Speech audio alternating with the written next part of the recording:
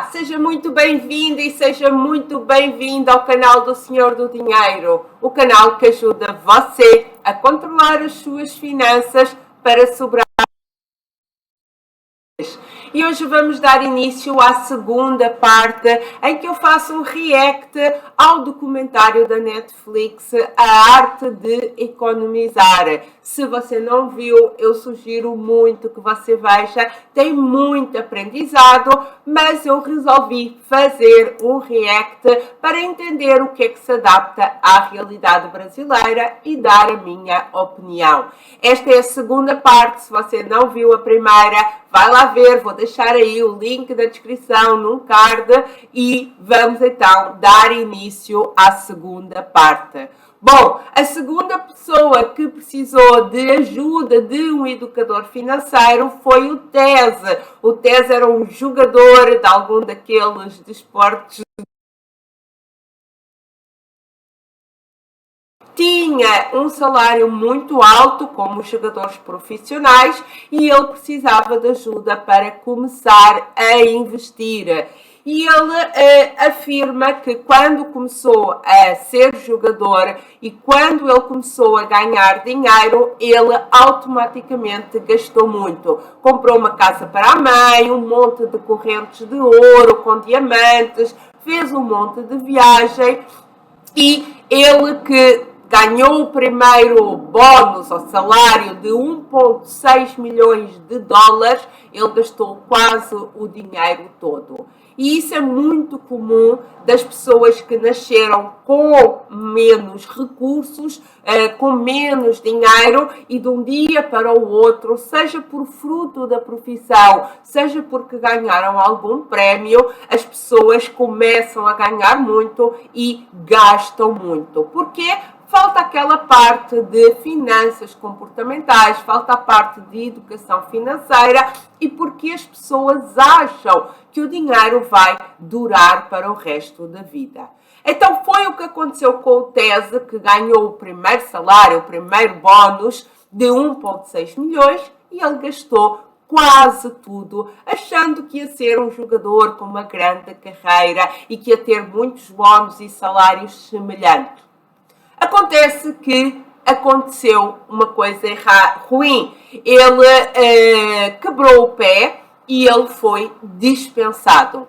E aí ele entendeu que realmente o dinheiro não dura para sempre, que fez algumas compras que ele considerou exageradas, não a casa que ele comprou para a família, não a casa que ele deu à mãe, mas, por exemplo, aquele monte de correntes, aquele monte de viagens que ele fez, que foi um desperdício, porque ele deveria ter logo começado a poupar. E o educador financeiro diz que é verdade, todas as pessoas que têm uma profissão, em especial os jogadores profissionais, quando as pessoas têm uma profissão que depende da sua idade, que depende do seu corpo, logo no primeiro dia devem começar a poupar. Porque neste caso o Tese quebrou o pé, começou a jogar mal e ele foi dispensado. Mas como ainda tinha um dinheiro, ele pediu ajuda ao educador financeiro para começar a investir. Então o educador financeiro lhe fez um plano simples de investimento, que é todo o dinheiro que ele tem e que lhe sobra, e ensinou-lhe a fazer ali o plano, ele investiria em SP500, que é uma cesta de ações das maiores ações dos Estados Unidos. Então, em vez de ele estar a comprar a ação A, a ação B, a ação C, ele investe naquela cesta e automaticamente ele já tem um pouco de cada ação das maiores 500 ações dos Estados Unidos.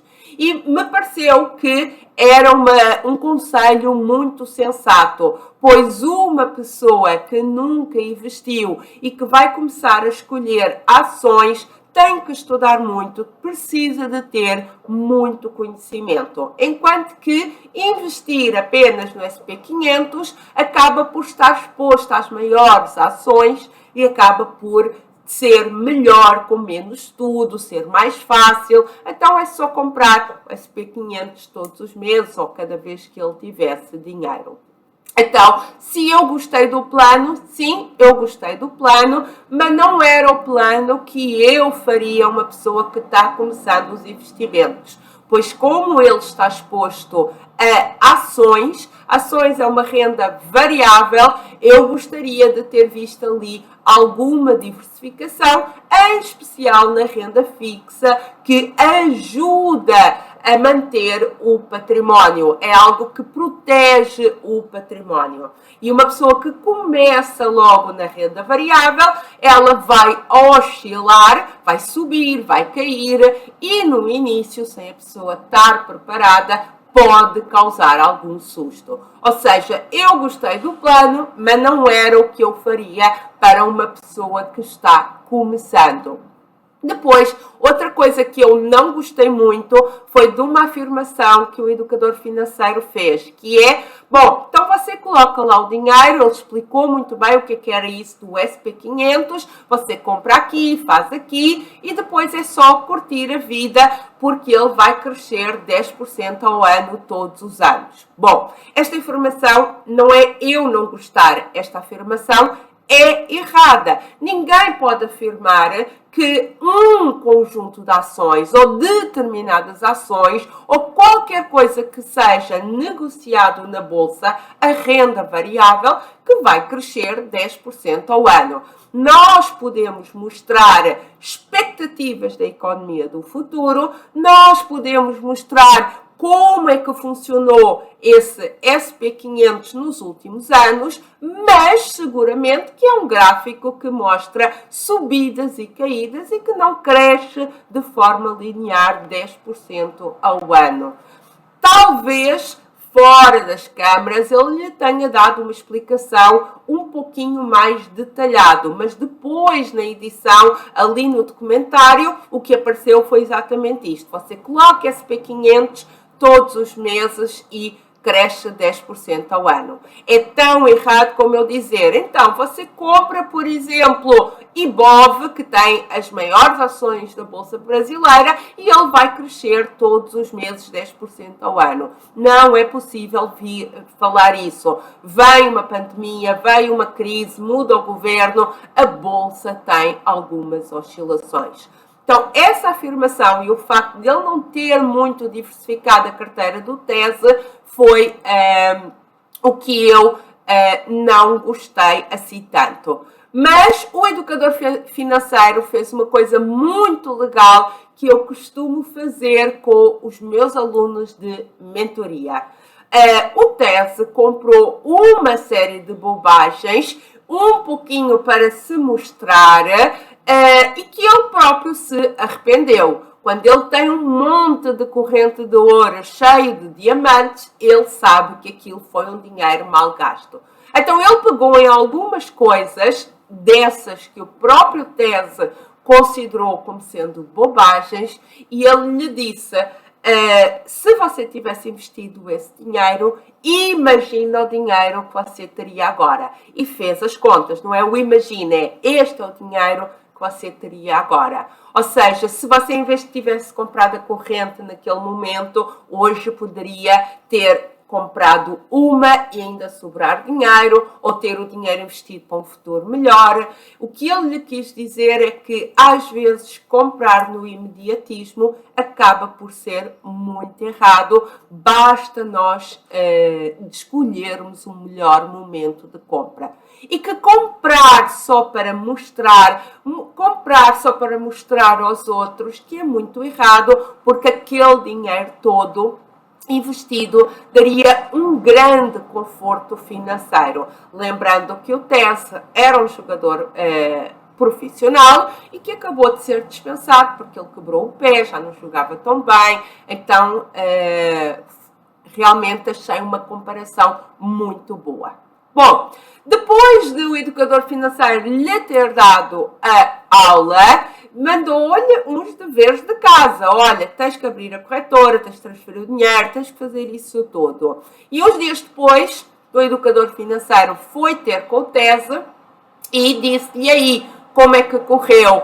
E uma resposta que eu também já esperava, porque acontece muito com os meus alunos da mentoria, é que o TESE não conseguiu agir. Porquê? Porque ele teve medo. E aí o educador financeiro ajudou ele a abrir a conta no corretor, a transferir o dinheiro, ver quais eram as informações importantes. Ou seja, um educador financeiro precisa de ter esta sensibilidade, que é entender que do outro lado está uma pessoa a tirar dinheiro da sua conta corrente, que é algo que todos nós intuitivamente já conhecemos, para colocar dinheiro numa corretora, em algo que a gente ainda não entende muito bem e que, na maioria das vezes, funciona melhor da seguinte forma: dá-me a mão e vamos os dois fazer juntos. Eu abro muitas vezes a conta da corretora pelo Zoom,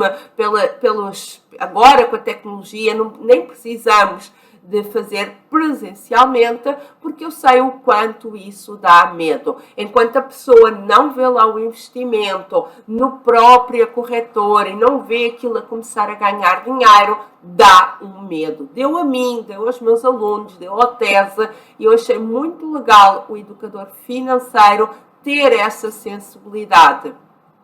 Bom, e como eu já falei, no final, o educador financeiro, as coisas acabaram por correr melhor, porque o TESE depois, noutra temporada, conseguiu um outro contrato, ou seja, financeiramente, eles que estavam vivendo ali um momento delicado por conta do TESE ter sido dispensado, depois as coisas começaram a melhorar, mas o educador financeiro deixa este alerta. Todos os atletas têm que se preocupar com a aposentadoria desde o primeiro dia. E eu concordo, mas eu quero acrescentar que todos nós temos que começar a preocupar-nos com a aposentadoria desde o primeiro dia. Por dois motivos. Primeiro, porque é conhecido que em toda a parte do mundo, todos os países mais ricos, os mais evoluídos em termos de economia, que estão com grandes problemas por conta das aposentadorias. Porquê?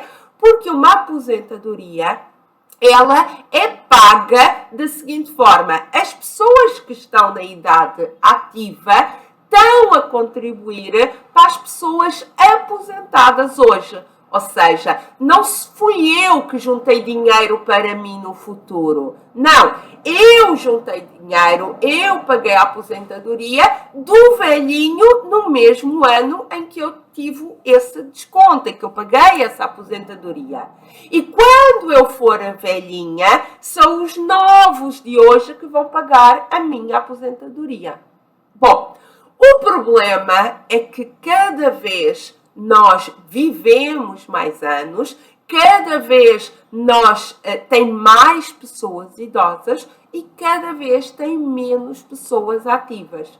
Então, a conta não fecha, porque tem menos pessoas a pagar uma aposentadoria de cada vez mais pessoas. Então, esse é o motivo que nós nos devemos preocupar com a nossa aposentadoria. E o segundo motivo é que quanto mais depressa você começar, eu começar, toda a gente começar, menos esforço vai ser necessário. Porque 10 reais, quando ficam investidos 20 ou 30 anos, gera muito dinheiro. Enquanto que quando uma pessoa só se começa a preocupar com a aposentadoria aos 40 ou aos 50 anos, vai precisar de fazer um esforço maior, colocar de lado 1.000, 2.000 reais, porque não se começou a preocupar antes.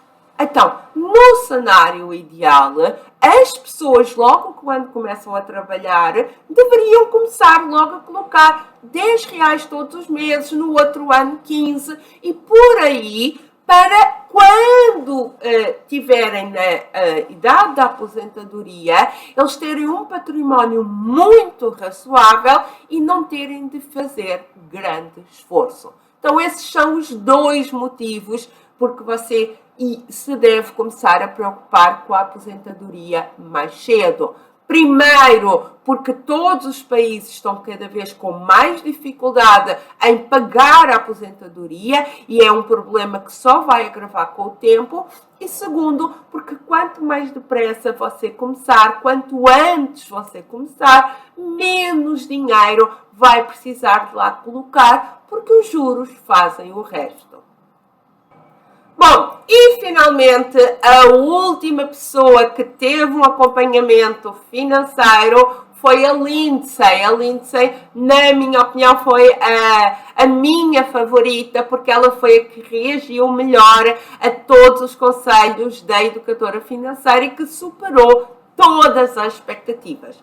O objetivo da Lindsay era ganhar mais. E olhem que curioso, ela própria diz que vivia de salário em salário, sempre com medo de não ter dinheiro, e ela tinha 2 empregos, ou seja, ela trabalhava durante a semana no emprego e no final de semana como outro emprego. O sonho dela era trabalhar com moda, tudo o que era relacionado com arte, mas na realidade os seus 2 empregos eram de garçoneta, que era algo que não lhe dava nem muito dinheiro, nem muita felicidade. Ela própria diz que só tinha dinheiro para sobreviver e que nos últimos 14 meses, nenhum mês ela pagou todas as contas. Ela não sabe para onde vai o dinheiro e isso é algo que lhe deixa muito aflita. Uma pessoa que tem 2 empregos e que só vive para pagar as contas, naturalmente que entrou aqui numa corrida dos ratos. O sonho dela, e reparem, ela não queria ser rica, ela tinha 2 sonhos muito simples, típico de quem está na corrida dos ratos. O primeiro era não viver de salário em salário, ter algum dinheiro guardado, afinal ela tinha 2 empregos, e o segundo era ter um plano de saúde. E reparem como a falta de dinheiro pode impactar na nossa saúde. Eu, no outro vídeo, falei de uma pessoa em que ela consegue fazer uma análise muito assertiva daquilo que a falta de dinheiro estava impactando na vida dela. Como essa pessoa tinha muitas dívidas, o marido tinha que fazer muitas horas extra. Então estava muito tempo fora de casa. Então o ambiente familiar não era o melhor. Depois, o marido passava pouco tempo com os filhos, então também não era melhor. Depois essa pessoa vivia de medo, morrendo de medo, porque não tinha uma reserva de emergência. Então, reparem que afeta o nosso psicológico, afeta a nossa saúde, afeta as nossas relações e que quando nós começamos a controlar as nossas finanças e quando nós começamos a guardar dinheiro, há várias áreas na nossa vida que automaticamente melhoram. E a Lindsay chorava muito, porque ela dizia a coisa que eu mais queria era ter um plano de saúde. Eu sou uma batalhadora, mas eu às vezes tenho problemas, eu não sei se era de depressão ou qualquer coisa, e eu precisava de uma terapia, de um acompanhamento psicológico, mas ela não tinha um plano de saúde. Bom, ela acredita que trabalha muito uma pessoa que tem 2 empregos, trabalha muito, esforça-se muito e ela não consegue sair daquela corrida de ratos. Bom, e a educadora financeira foi muito legal e muito adaptou, casou muito bem com a Lindsay, porque a primeira coisa que ela defende é algo que eu também já defendo aqui muito no canal e tem vídeos só falando disso, que para uma pessoa ganhar dinheiro, deve associar as suas paixões e os seus talentos. Isso é algo que eu acredito. Aliás, eu digo que uma renda extra, para ser sustentável, precisa de ser 3P. Ou seja, você precisa de saber qual é o propósito, porque é que você está fazendo uma renda extra, é para quitar uma dívida, é para atingir uma meta mais rápido ou é simplesmente uma transição de carreira. Então, você precisa de ter ciente qual é o propósito para fazer essa renda extra. Depois, o segundo P é que é preciso ser possível. Não lhe adianta eu dar aqui um vídeo com 100 dicas para fazer renda extra e se nenhuma delas é possível, compatível com a sua vida. E a sua vida envolve os seus horários, o seu ambiente familiar, onde você mora, ter ou não ter computador. Então, um educador financeiro precisa de fazer, quando necessário, um plano de renda extra que seja compatível com aquela pessoa. Não é aqui uma receitinha, tens aqui 10 dicas para fazer renda extra, pega aí e se não fazes é porque não queres. Não é bem assim. A gente precisa de adaptar a renda extra à vida da pessoa. Com certeza, a pessoa também precisa de fazer algumas cedências para deixar entrar a renda extra na sua vida. E o terceiro ponto, terceiro P para uma renda extra ser sustentável é ter paixão. É muito mais fácil eu chegar a casa depois de um dia de trabalho e ir fazer algo que eu amo fazer do que eu ir fazer coisas que eu não gosto de fazer. Por isso é que as pessoas que fazem da renda extra com artesanato, as pessoas conseguem ganhar mais dinheiro. Nem sempre, infelizmente, porque o artesanato é o que é mais valorizado, mas porque como elas estão fazendo algo que elas amam fazer, elas não desistem tão rápido e acabam por evoluir nas técnicas, ficar melhor, ficar mais conhecidas, e é por isso que o artesanato, para algumas pessoas, é uma excelente fonte de renda extra, porque envolve muita paixão, ok? Então, fica aí com a dica que fazer renda extra de forma sustentável tem que obedecer aos 3 P's. Você precisa de saber qual é o propósito, tem que ser possível na sua vida e você precisa de ter paixão por aquilo que está fazendo. Bom, a educadora financeira também lhe disse algo que é verdade. Ela disse, porque o americano gasta a maior parte do dinheiro em moradia, transporte e comida. E que o foco dela devia ser desses 3, qual é o que ela precisava de atacar. Bom, eu digo mais, não é o americano, é todas as pessoas no mundo, dependendo da situação, mas a maioria dos adultos, onde gasta mais dinheiro é em moradia, transporte e comida. E quando nós precisamos de atacar algumas despesas, nem sempre funciona estar ali pegando nas pequeninas despesas. Dependendo da urgência, dependendo da situação da pessoa, muitas das vezes nós precisamos de atacar uma dessas 3 despesas, porque é a maior. Logo, resolvendo essa, também é a que tem que dar, que dá mais impacto. Só que também são as 3 despesas que é mais difícil de mudar. Porquê? Porque envolve muita emoção. É mais fácil dizer a uma pessoa que, olha, não vá à academia, precisamos de cortar aqui a academia, do que dizer, olha, precisa de trocar de carro. Porque o carro ainda é visto pela sociedade, de forma errada, como um sinal de padrão de vida.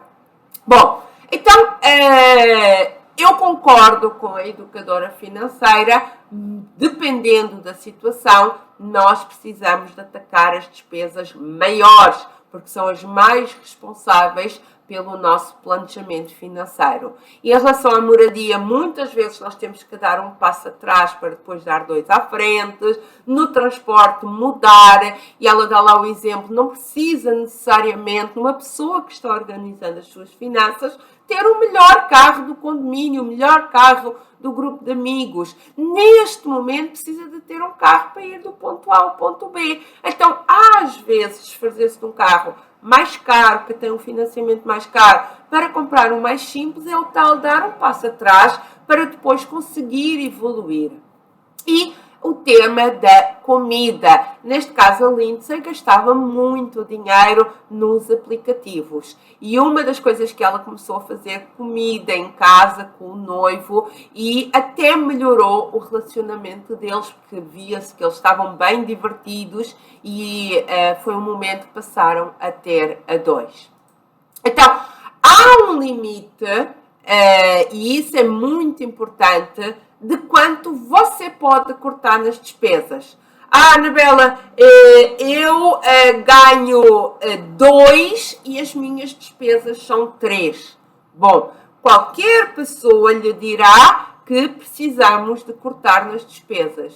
Mas as despesas só podem ser eliminadas até um determinado limite, porque nós precisamos de comer, de ter uma casa, de vestir. Então, há um limite até onde nós podemos reduzir, mas não há limite até onde podemos ganhar. Em especial porque estava sendo sugerida a Lindsay para abdicar daqueles empregos e ela começar o seu negócio próprio. As pessoas têm crenças erradas em relação àquilo que ganham, e isto é no geral. Muitas pessoas, quando a gente começa a nossa carreira, ganhamos mal, estamos no início da nossa carreira, mas dependendo da carreira que é, todos nós precisamos de dar os próximos passos para começar a ganhar um pouco mais. Seja evoluir, como eu costumo dizer, para cima, ou seja tentar ficar com o lugar do nosso chefe, ficar com o lugar é ser promovido, seja fazendo alterações laterais, ou seja, eu estou nesta área, mas vou-me candidatar a outra área para ganhar mais, seja mesmo fazer uma transição de carreira. Então, não se acomodem àquilo que vocês ganham, porque a nossa capacidade de ganhar é ilimitada. Agora, pode não ser especificamente na área que você está. E se calhar a gente precisa de fazer uma transição de carreira, que é o que a Lindsay vai fazer. Bom, e para ganhar mais dinheiro, é o que a educadora lhe diz, ela tem que ser empreendedora. Bom, a Lindsay tinha perfil de empreendedora. Então, já fazendo aqui, contando o resto da história, quando ela deixa um dos trabalhos para começar a empreender, no início passou aí alguma dificuldade financeira. Repare, ela tinha 2 trabalhos e ela vivia de salário em salário, ou seja, não sobrava nenhum. Quando ela deixa um dos trabalhos para começar a empreender, deixa de haver uma entrada de dinheiro. E quando a gente começa a empreender, não começa logo a entrar dinheiro. Então, aquele momento de transição foi um pouquinho difícil. Mas o que eu queria dizer é o seguinte: nem todas as pessoas têm capacidade, vocação, perfil para empreender. Então, eu não gostei muito deste discurso da educadora a dizer: você só é rica se empreender. Você só resolve a sua vida financeira se empreender. Porque muitas pessoas não têm capacidade, vocação, gosto para empreender. E a gente pode estar vindo com este discurso de empreendedorismo, nós estarmos colocando este discurso goela abaixo de todas as pessoas que estão com alguma dificuldade financeira, mas nós esquecemos de dizer o seguinte: nem todas as pessoas têm esse perfil. Então, é melhor que você trace um plano na sua carreira para você ir evoluindo sem ser necessário empreender e ir ganhando mais. E este é o conselho que eu sempre dou às pessoas. O que não pode acontecer, era o que estava acontecendo, é a pessoa se acomodar. A pessoa não se pode acomodar ao salário porque começou ganhando errado, a pessoa achar que vai ganhar sempre mal. Não é isso que acontece. Agora, não tentem colocar goela abaixo o empreendedorismo em todas as pessoas, porque nem todas as pessoas têm vocação. E para essas, o plano de carreira para ganharem mais é completamente diferente. Bom, como eu já falei, a Lindsay deixou um dos empregos de fim de semana e, para além disso, também começou a passear cachorros, e foi muito legal porque esse trabalho rápido de passear cachorros lhe permitiu uma entrada de caixa rápido. E há uma frase que eu destaquei aqui da educadora financeira que eu gostei muito dela e que eu queria compartilhar com vocês. Entre a covardia e a irresponsabilidade há uma coisa chamada coragem. Então, sim, nós precisamos de ter coragem para evoluir financeiramente, não nos acomodarmos a um salário que começamos a ganhar há 10 anos e que o nosso chefe nunca deu aumento, nunca evoluímos. Isso é o que a educadora chamou de covardia, mas também não podemos ser irresponsáveis. E a Lindsay fez muito bem. Reparem que ela tinha 2 empregos, ela deixa um emprego, logo começa a entrar menos dinheiro e ela mantém o segundo emprego e começa a empreender. E no meio termo, ela começa a passear cachorro porque é uma coisa que lhe dá um caixa rápido. Então, foi muito legal essa frase e a atitude da Lindsay foi muito bom.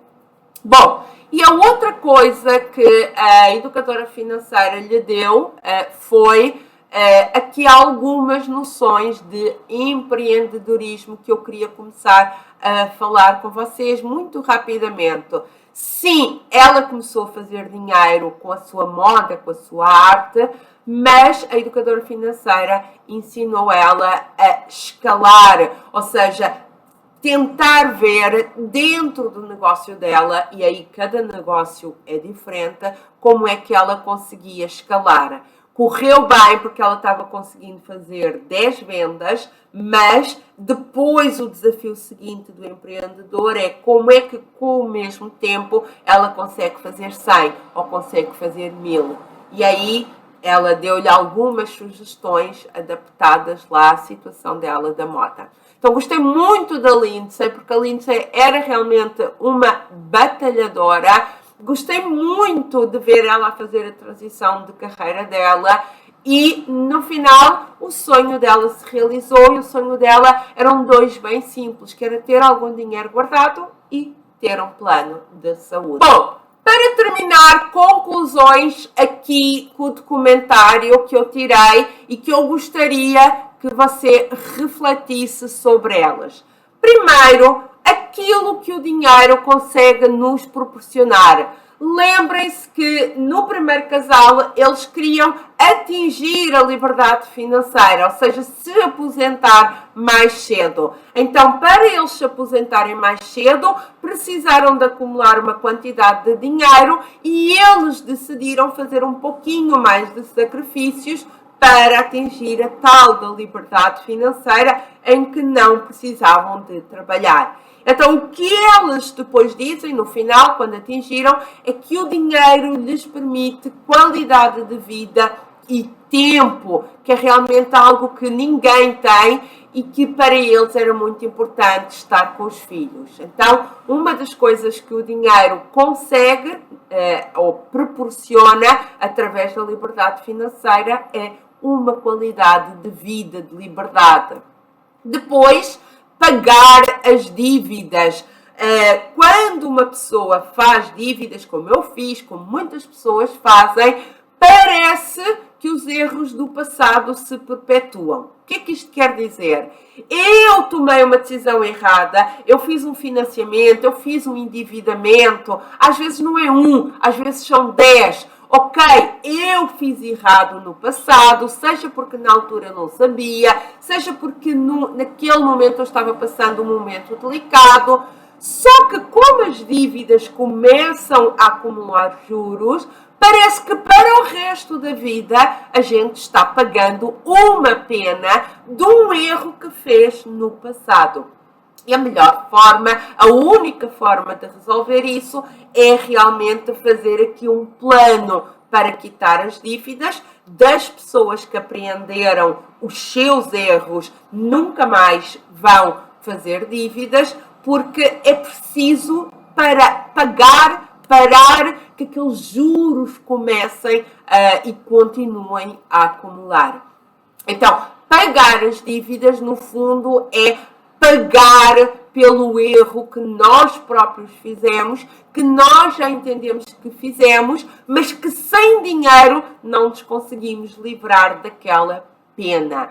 E neste caso, uma das pessoas, ela estava cheia de dívidas, também durante o momento fez um sacrifício grande para conseguir acumular o máximo de dinheiro para pagar as dívidas, e ela depois diz esta frase: paguei as dívidas, eu sinto que já paguei a minha pena. Ou seja, ela tinha cometido uns erros lá 10, 15 anos, só que as dívidas vão crescendo como bola de neve. Depois, a outra coisa que o dinheiro nos proporciona é pensar no futuro através dos investimentos.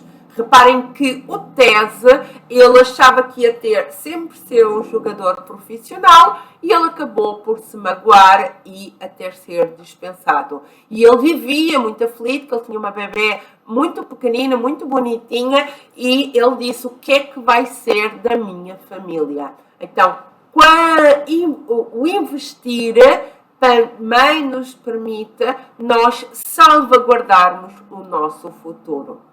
E, finalmente, o dinheiro também nos proporciona iniciar um negócio que a deixa mais feliz. Lembrem-se da Lindsay. A Lindsay tinha 2 empregos de garçonete, ela detestava aquilo, ela era uma artista e quando ela começou a juntar algum dinheiro, ela teve aqui um folgo para empreender e ela fazia aquilo que amava. Não quer dizer que a Lindsay quisesse ficar em casa sem fazer nada. Ela só queria trabalhar naquilo que amava, que é uma coisa que a maioria das pessoas não consegue ter esse gosto. Muitas das pessoas estão ou em trabalhos que não gostam, ou em ambientes ou empresas que não gostam, porque não têm o dinheiro para fazer ou a transição de carreira ou simplesmente mudar de empresa. Então, o dinheiro nos permite dar-nos essas liberdades todas. Por outro lado, o que é que a falta de dinheiro traz-nos de impacto? Pois quando não temos dinheiro, impacta em todas as áreas. Na primeira situação, nós vimos que era aquele casal que queria atingir a liberdade financeira, que a mulher, que era uma empresária de sucesso, trabalhava muito, colocava muito dinheiro em casa, mas ela não via os filhos crescer. Para manter aquele determinado padrão de vida, precisavam que ela continuasse a trabalhar mais e a pagar mais e a trazer mais dinheiro para casa. Então, reparem que para ela o mais importante era ver os filhos crescer. Então, reduziram um pouquinho o padrão de vida e ela não precisou de trabalhar tanto. Então, reparem como é que um pouquinho tudo muito confuso.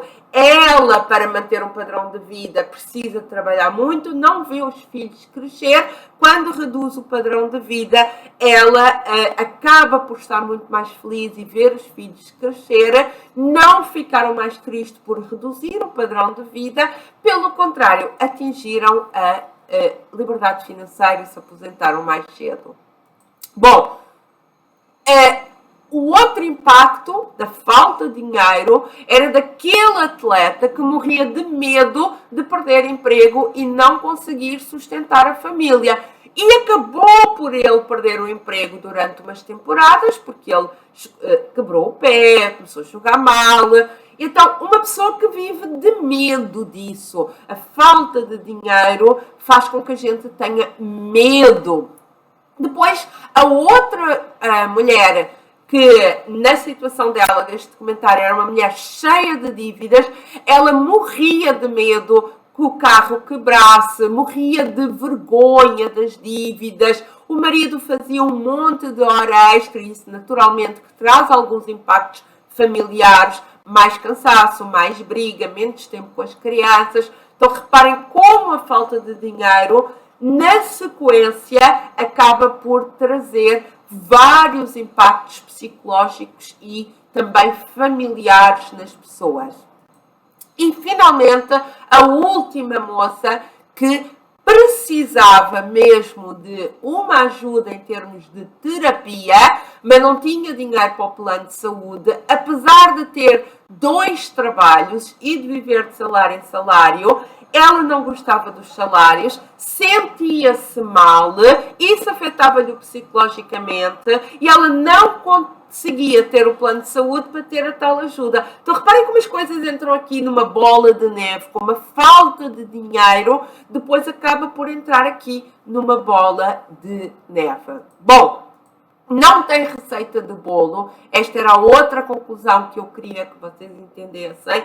Quando um educador financeiro sério faz um trabalho, tem que entender qual é o ponto A que a pessoa está, e cada pessoa é diferente, tem uma vivência diferente, e qual é o ponto B que a pessoa quer ir. Lembrem-se que neste documentário tivemos 4 pessoas que estavam em pontos diferentes e queriam ir para pontos diferentes. Um casal que se queria aposentar mais cedo, um jogador que queria aprender a investir para ter dinheiro no futuro, depois uma mulher que queria pagar as suas dívidas, depois a outra que queria simplesmente trabalhar no que ama e fazer uma transição de carreira. Então, o educador financeiro não tem uma receita.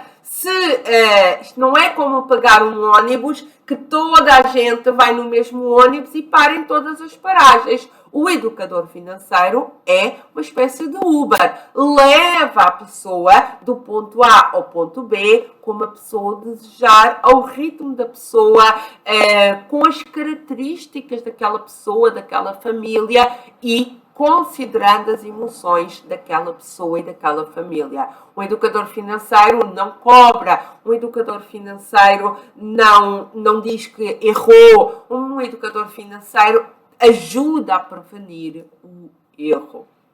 Bom, mas o mais importante deste documentário, e se você não viu nada disso, fique só com esta frase porque resume. Ele demonstra que quando bem acompanhado, todas as pessoas podem mudar as suas situações financeiras. Tivemos situações bem diferentes, algumas próprias que eu achei bem desafiadoras como educadora financeira, como da mulher que estava com bastantes dívidas e eles pagaram ali num tempo recorde. Então, foi muito legal porque um educador financeiro bom consegue mostrar soluções para todas as situações financeiras, porque as pessoas acabam por se adaptar e conseguir ter todo o entendimento da situação. O que na minha opinião, faltou? Faltou colocar lá um educador financeiro que ajude utilizando finanças comportamentais, trabalhando a mentalidade, e ele é bem claro, por exemplo, no caso da mulher que tinha dívidas, quando ela vai às compras e só compra algumas coisas e não compra outras, ela sai de lá a sofrer. Portanto, isso poderia ter sido evitado utilizando as ferramentas de finanças comportamentais. Também seria legal para entender, em especial as pessoas que tinham dívidas, como é que estão um ano depois, 2 anos depois, ou seja, fazerem o documentário daqui a 1 ou 2 anos. Então, achei que eu gostaria de ter visto, porque é a ferramenta que eu utilizo nas minhas mentorias, nas minhas análises financeiras, é finanças comportamentais. Nós não podemos negligenciar, nós não podemos ignorar que nós somos seres humanos e que os seres humanos têm emoções. Então, vir com uma receitinha, vir só com os truques, negligenciando as emoções daquela pessoa, normalmente não funciona. E a outra coisa que eu gostaria de ter visto e que falhou, na minha opinião, aqui no documentário, era ensinar a investir como uma ferramenta para fazer o planejamento financeiro. Eles só falaram de investimentos no caso do jogador, que era a pessoa que sobrava dinheiro porque tinha um bom salário. Só que investir não é só para quem sobra dinheiro. Investir é uma ferramenta que ajuda as pessoas, inclusive, a gastar menos, a ter as finanças controladas. Eu vou deixar em um vídeo em baixo exatamente onde eu te demonstro como é que isso acontece. Bom, espero que tenha gostado desta análise. Eu gostei muito deste documentário. Sugiro que veja aí em família. Deixa aí depois nos comentários se você gostou do documentário. E nos vemos no próximo vídeo. Tchau, tchau!